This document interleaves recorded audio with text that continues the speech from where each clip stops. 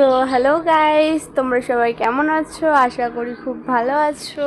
তো আসছিল আমার ননদের সাথ। তো আমরা সকলে মিলে কি কি করলাম সেগুলো তোমাদের সাথে শেয়ার করতে চলেছি। তো চলো, বাইরে গিয়ে দেখলাম আমার জেঠু শ্বশুরের মেয়ে ও আদা আলু এসব ছিলছে। তারপর আমি আর দেরি না করে ডাইরেক্ট চলে গেলাম রান্নার জায়গায়। ওখানে গিয়ে দেখলাম ও কি রান্নায় তো বসেনি, আমার শাশুড়িমা কেবল পুজো শুরু করলো। ওখানে পুজো হবে, তারপর রান্না বসবে, আর সাইডেই সকলে মিলে সবজি টবজি কাটতে বসে গেছিলো। তারপর আমি গেলাম মাছ ধোয়ার ওখানে। ওখানে গিয়ে দেখলাম আমার ছোট ভাসুর আর জেঠু শ্বশুর মিলে মাছ ধুচ্ছে।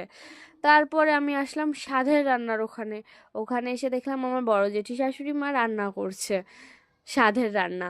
তারপরে অনেক বেলা হয়ে যাচ্ছিল দেখে আমার শাশুড়ি মা বললো দিদিকে পায়েস খাওয়ানো হবে। পায়েস খাওয়ানোর ওখানে চলে গেলাম। তারপরে ওকে সবাই মিলে আস্তে আস্তে আশীর্বাদ করে নিল। তারপর ওর পায়েস টায়েস খাওয়া কমপ্লিট হয়ে গেলে আমরাও দুপুরের খাওয়া শেষ করে নিয়ে চলে গেলাম ওকে সাজাতে। সাজাতে গিয়েই কি ও তো ঘুমিয়েই পড়েছে পুরো। তারপর ওকে উঠিয়ে ওর শ্বাসটা পুরো কমপ্লিট করে ও বলল খুব ভালো লেগেছে নাকি আমার কাছে সেজে। তো তোমরাই জানিও ওকে কেমন লাগছে। তারপরে চলে আসলাম আমরা রাত্রের ডেকোরেশনে। তো ডেকোরেশনটা সম্পূর্ণ আমি করেছিলাম। তো সাজানোটা কেমন হয়েছে অবশ্যই জানাবে।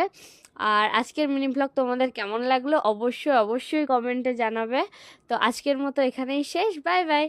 দেখা হচ্ছে নেক্সট মিনি ব্লগে।